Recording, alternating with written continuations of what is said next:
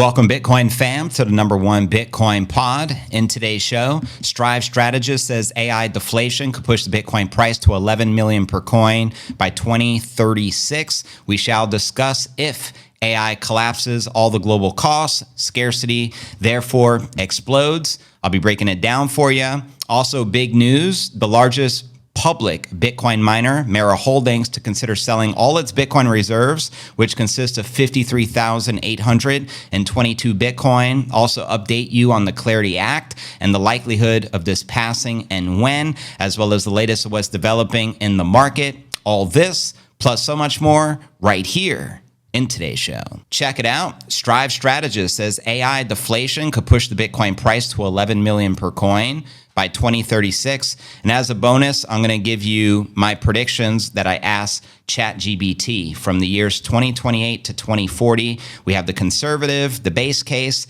as well as the hyper Bitcoinization bull case. So stay tuned here. So yeah, check it. Technological deflation driven by the AI could help push the price above 10 million per coin within a decade by pressuring the central banks and keeping expanding on the money supply. According to a report from Strive strategist Joe Burnett, Strive's vice president of Bitcoin strategy, said in a recent report Monday that the faster productivity gains from AI will push down the prices across the goods and services, squeezing margins and prompting policymakers to respond with sustained monetary expansion. His base case calls for Bitcoin to reach 11 million in the first quarter of 2036. And I say again, base case. Take that, Peter Schiff. So yeah, my base case for Q1 2036 is 11 million per BTC. The forecasts rest on a set of aggressive assumptions, including the Bitcoin would grow to about 12% of the value of the global financial assets, and that the global wealth would compound at 7% annually through 2036, with Bitcoin currently accounting for just 0.2% of all financial assets. This would involve an over 176-fold increase, that's 176x, of the Bitcoin market cap during the next decade to hit 230 trillion. That's right. At today's prices, we're like 1.3 trillion total Bitcoin market cap. So this shows us the potential we have here. Check it out. Bitcoin as a share of global financial assets today in 2026, it's only 0.2% of the total. Again, we're roughly 1.3 trillion as of now. And then it shows you in the future, 10 years out, 2036, it also estimates where the global financial assets will be. And then it also shows us 12% Bitcoin will have captured a total with a 230 trillion market cap, which means all other financial assets would be roughly 88%. The forecast implies Bitcoin becomes the dominant global reserve asset along structurally loose monetary policy over the next decade. Nick Puckrin, co-founder and lead market analyst of educational platform Coin Bureau, shared the following. The forecast implies Bitcoin would become around 10 times as large as the current U.S. M2 money supply and nearly 4 times as large as the U.S. equity market today and nearly double the current global GDP. The prediction would also imply a compound annual growth rate of roughly 53% per annum, which is not unprecedented considering Bitcoin's average 60% CAGR between 2015 and 2024, but a slowdown may be expected due to its larger market cap. Now, AI deflation engine to lead the structural monetary expansion.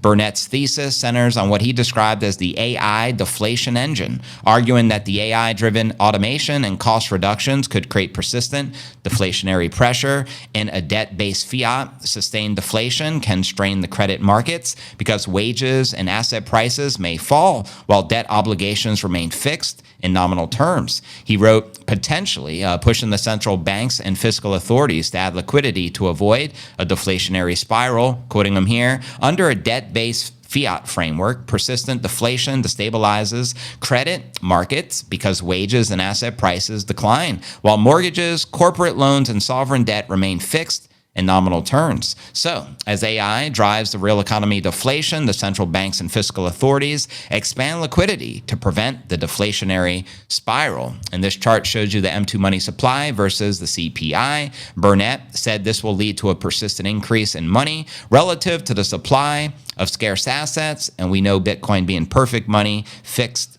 finite limited supply of 21 million. Cannot say the same for gold. Now, the emergence of digital credit set to bolster the Bitcoin demand. The report also references a point which VanEck calls the emergence of digital credit, models promoted by companies including Strategy, the largest Bitcoin corporate holder. Also, digital credit provides US dollar income to investors through publicly traded securities backed by the larger Bitcoin balance sheets issued by the treasury firms as a means to raise capital to acquire more Bitcoin. This chart shows you the digital credit liquidity flywheel. Now, VanEck foresees digital credit producing and creating a reflective loop between gold yield demand and Bitcoin accumulation, marking the early stage of the credit system built on verifiable, scarce money. Now, still, the $11 million Bitcoin price forecast stands well above most bullish scenarios that use the shorter time horizons. For example, we have ARK Invest predicting a 2030 target of 1.5 million in the company's bull case and a 300,000 price target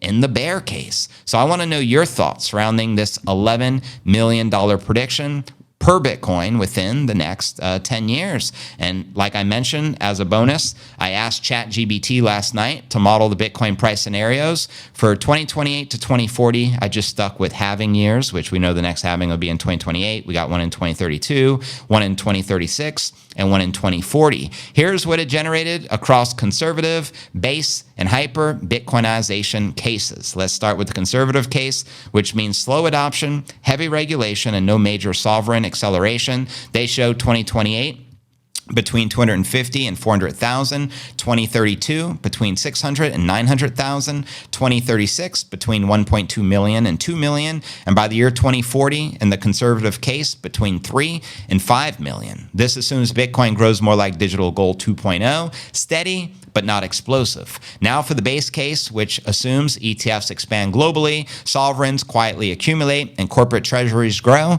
kind of like what we're witnessing right now. This is basically the pace. By 2028, we'll be between 500,000 and 800,000, and ironic enough, stock to flow shows us between 500,000 and a million at this time frame as well.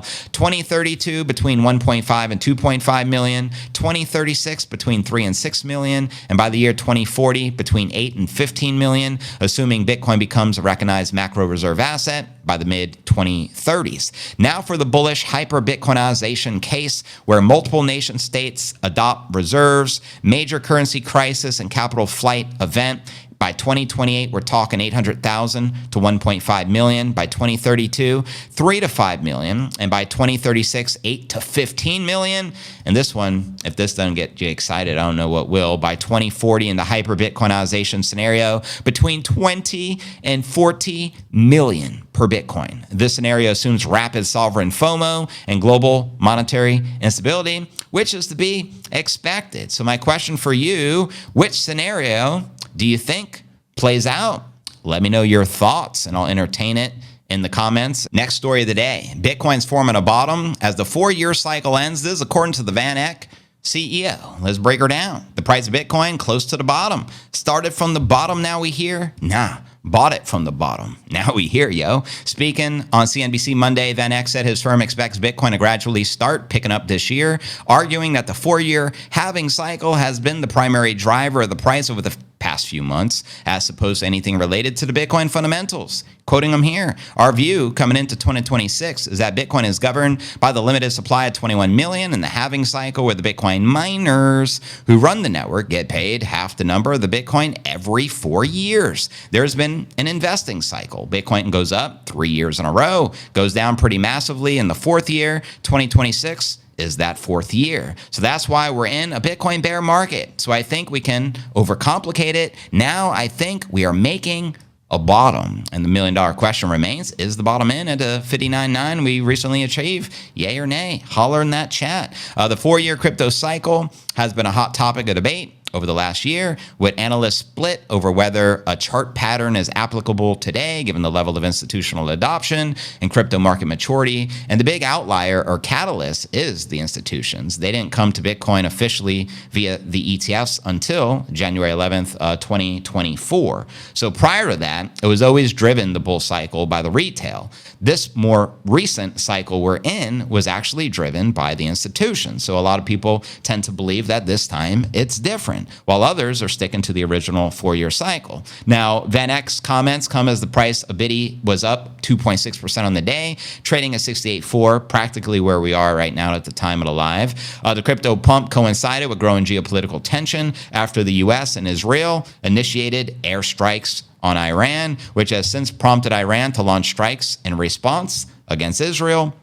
Now, VanEck speculated that Bitcoin recent recovery may be partly sparked by the conflict, with crypto payment rails serving as a key tool to move funds outside of banks in times of economic uncertainty. Quoting them here, when one thinks forward to some sort of solution with Iran, how are you going to move money around? And I do think it's very, very crypto-friendly region. We're talking the UAE, Dubai, everything. So it could be that if we wanted to move money to good actors, we would want to use crypto payment rails as opposed to going through decrypt Iranian banks that we don't control. And there you go, yo. Breaking news as well. I might as well give you the breaking news now. Largest public Bitcoin miner, Mara Holdings, to consider selling its Bitcoin reserves. What the fudge? Mara, again, the second largest publicly held Bitcoin holder, updated its treasury policy just now to allow potential sales of a stockpile Bitcoin. The company does hold 53,822 Bitcoin, ranking just behind Saylor's strategy. That's insane in the membranes. Basically, the second largest Bitcoin holder can potentially offload all of their Bitcoin and dump it onto the market. Would it be over the counter? Would it be spot? How do you think that would play out? And is that alarming to you that the largest miner would do that? Let me know your thoughts. Next story of the day, yo. Visa and Stripe's bridge plan, stablecoin card expansion. I want to talk to Samson in over 100 countries. Let's start right here in Puerto Rico. Global payment giant Visa is expanding the stablecoin card partnership with Stripe-owned Bridge, expanding the rollout of the stablecoin-linked Visa cards worldwide, testing the on-chain settlement. Visa and Bridge are expanding their joint card program to 18 countries with plans to reach more than 100 all across Europe, Asia-Pacific, Africa, this one's for Africa, and the Middle East by the end of the year, according to the Taco Tuesday announcement. The expansion follows program's initial launch April 2025, which first supported the markets in Latin America, Argentina, Colombia, Ecuador, Mexico, Peru, and Chile. In addition to the expansion, the companies are testing stablecoin settlement through Visa's pilot program, enabling issuers and acquirers to settle transactions using stablecoins rather than the fiat. The move highlights the ongoing stablecoin race in the payment industry, with MasterCard recently enabling stablecoin card spending in the U.S. via the self-custodial crypto wallet MetaMask, which I am not a fan of, just FYI. When the card program launched in 2025, transactions were processed by Bridge, deducting the funds from the customer's stablecoin balance and converting them into fiat, allowing merchants to receive payment in local currency like any other card transaction. But under the new collabo, enabled by independent commercial bank-led bank, settlement is now set to occur directly in stablecoins as per their official announcement. Quoting them here, now through the Bridge partnership with Led Bank, these card transactions can be settled on-chain with the Visa. Visa is committed to meeting businesses where they operate. Increasingly, that's on-chain. According to Visa's head of crypto, expanding our work with Bridge gives us one more way to bring the speed, transparency, and programmability of the stablecoins directly into the settlement process. Additionally, Visa evaluating potential support for the Bridge-issued assets or stablecoin created, managing using Bridge's infrastructure platform, and unlike major stablecoins such as Tether's USDT or Circle's USDC, Bridge-issued stables are created programmatically by businesses rather than third-party issuers. Quoting them here, this expansion of our work with Visa will enable the businesses launching their own custom stablecoins to use them seamlessly within their card programs. And there you go, yo. Next story of the day, yo. Senate, House, and Bill amendment proposes to block the U.S. CBDC until 2030. That leads me to believe a CBDC is coming after Trump's presidency, because he promised that we would not adopt a CBDC. But according to this bill, until 2030, then it would be allowed. What the so let's dive into this. An amendment has been proposed to the Federal Reserve Act to ban the U.S. Central Bank from issuing a CBDC until 2030. Shit. What happens in 4 years, bro? The language appears to near the end of the 300-page 21st Century Road to the Housing Act, released by the Senate. Housing and Urban Affairs on Monday. Section 10 of the proposal legislation states that the Board of the Governors of the Federal Reserve or the Federal Reserve Bank may not issue or create central bank digital currency or any digital asset that is sustainably similar to a central bank digital currency, stablecoin, directly or indirectly through the financial institution or other intermediary. The bill also contains, and I ain't talking BJ bill here, contains an exception for the stablecoins, stating that the Fed should not prohibit any dollar-denominated currency that is open, permissionless, and private, and fully preserves the privacy protections of the physical currency. The proposed prohibition includes a sunset clause that expires December 31st, 2030, after which new legislation would need to maintain the ban. The White House issued a statement supporting the act, opposing the CBDC, which it said could pose significant threats to personal privacy and liberty. Let me reiterate that. Will pose significant threats, not could. It most absolutely would, 100%. This version of the housing bill revives the language from the prior failed attempts to prevent the U.S. CBDC and is not the original legislation. The No CBDC Act, which is S464, is a standalone bill introduced by Senator Mike Lee, February 2025, which would prohibit the Fed or Treasury from issuing the CBDC. It stalled in Congress. Further legislation prohibiting the Fed from issuing a CBDC was introduced June 2025 by Congressman Tom Emmer under the Anti-CBDC Act. Shout out to Tom Emmer for that. That's H.R. 1919. The bill passed a House vote. That was July 17th, but has yet to pass the full Senate approval. Now, only 3 countries have officially deployed CBDCs at this point. We're talking Nigeria, Jamrock, better known as Jamaica, and the Bahamas, place of the orgy manifestation of the Bankman-Fried and Caroline Ellison with the grippy from Mississippi. Can't forget the Bahamas, you know, according to the Atlantic Council CBDC tracker. A further 49 nations are actively testing the CBDCs, including China, Russia, India, Brazil, while 20 nations have CBDCs in development and 36 are still researching them. In February, Germany's central bank president touted the benefits of the CBDCs for the European Union, which is in the pilot phase. Well, let's keep it real. There is zero benefit for humanity. You know who it benefits? The lizard folks in control, the Federal Reserve, and all their puppets.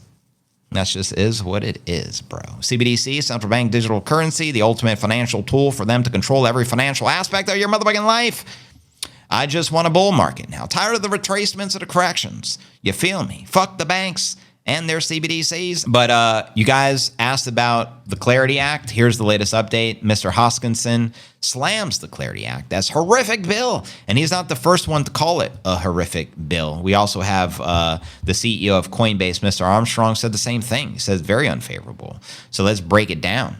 Dismantling the bill mechanics, March 3rd, YouTube broadcast. Hoskinson, who is the founder of Cardano, by the way, moved beyond political rhetoric to present a detailed technical critique of HR 3633, which is the Digital Asset Market Clarity Act of 2025. He argues that the bill, as drafted, creates a regulatory catch-22. That would be a wet dream.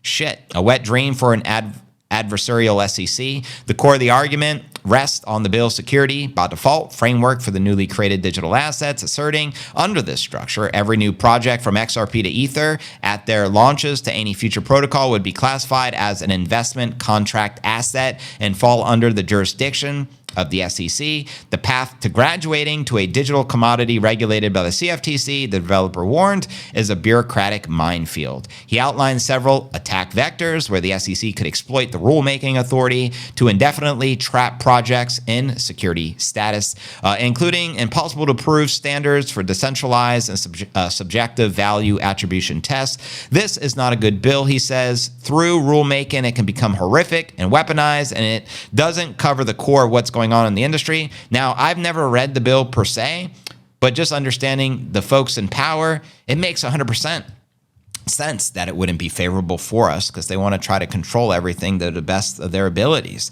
He stressed that while established projects like Cardano and XRP might be grandfathered in, legislation would force all future American crypto innovation to launch overseas, effectively killing the domestic industry. Now, an industry in Washington at an impasse. While the Clarity Act passed the House last year, it did stall in the Senate. The White House issued a March 1st deadline, which was 2 days ago, for stakeholders to bridge their differences, but the date passed with no public compromise reported. The primary holdup, according to Hoskinson, is not the structural issues which were raised, but a fierce lobbying battle over the stablecoin rewards, ultimately the yields on stablecoins, which the banking industry warned could trigger massive exodus of deposits. So they're shitting in their pants, the banking industry. They don't want yields on stablecoins because they believe it will destroy their fractional reserve banking system. Naturally, why wouldn't you put your money in a stablecoin, hypothetically earn 5% yield, whereas the bank is paying you effectively zero and you're losing due to inflation? Some shit to consider. The divide has splintered in a way. For the crypto industry, what Brad Garlinghouse, CEO of Ripple, said he predicted a 90% chance the bill becoming a law by April, which is right around the corner, continuing to champion it, arguing the clarity beats chaos and that the industry cannot let perfection be the enemy of progress. David Schwartz, the CTO of Ripple, also weighed on X, acknowledging the tightrope walk, stating that while his company tries not to advocate to the detriment of others, a suboptimal bill is better than no bill at all. Now, I don't know your thoughts. Personally, from my understanding, it sounds better to have no bill if it's not going to be favorable towards us. And if these folks, which I'm not even big fans of, especially Hoskinson and Armstrong, say it's detrimental, for crypto, I tend to believe that, I don't trust the banks whatsoever, and I sure as fuck don't trust Epstein's clients and control the U.S. government. All right, fam, now for our next story. Spot Bitcoin ETFs see 458 million of inflows as the Mideast conflict widens, and that's reflective of the Bitcoin price having a nice run-up yesterday, which was Monday. We did tap 70,000 before falling back down and correcting. U.S. spot Bitcoin funds opened the week with strong inflows, and this is important because we had 5 consecutive weeks of outflows, so we finally get some good positive momentum in the market. Bitcoin ETFs recorded almost $500 million of inflows Monday, extending last week's 787 million of net inflows. The latest gains pushed the cumulative net inflow to 55.3 billion. Trading volume climbed to about 5.8 billion, which is the highest level since early February, the greatest month of the year, hands down. The inflows came as Bitcoin rose 3% on Monday. We had a nice gain, We jumped from like 63, 64 all the way to 70, and many experts were anticipating a massive crash due to the conflict, obviously, with the war going on. Meanwhile, BlackRock continues to lead the inflows as altcoin funds add to the gains. Altcoin ETFs shared positive momentum, though smaller scale, from Ether, Solana, and XRP. And amongst Bitcoin funds, BlackRock's iBit led with 264 million of inflows, which it usually does lead. Fidelity's Wise Origin Fund followed with 95 million, and the Bitwise Bitcoin ETF added 36 milli. Meanwhile, Samson Mao, I want to talk to Samson, longtime Biddy advocate, took to X on Monday. Note Bitcoin held steady with the month spaghetti through the weekend, despite rising uncertainty over the strikes on Iran. And Saturday, quoting Samson here, not sure who else noticed, but on the weekend, the war raged and uncertainty surged. Bitcoin held up incredibly well. There was downward pressure, but we just bounced back. Each time, it definitely feels different than the previous months. And I think he makes a great point on that. Now, quick little market watch, as you can see on your screen. At the time of the live, we got Bitcoin trading down 0.5% on the day, maintaining at roughly 68,300 at the time. Most of the market all corrective at this current moment. The Bitcoin market cap here total, let's get a refresh, is down 1.5% on the day. Yesterday was in the green, now we're back in the red. Bitcoin market cap in particular is only 1.3 trillion right now. Earlier I gave you an $11 million prediction, which would mean Bitcoin's market cap surpassing 200 trillion, baby. And checking out the Crypto Greed and Fear Index today, it's a 14 extreme fear. Yesterday a 10, last week an 8, last month a 14. And checking out the infamous time chain calendar. Today is block height 939,182. And you could exchange one fiat monopoly dollar for 1,466 sats. You feel me? And if you're watching on the YouTube right now, I strongly encourage you to visit the Rumble. The direct link is bitcoinnewsalerts.net for the full uncensored episode and to participate in the live Q&A.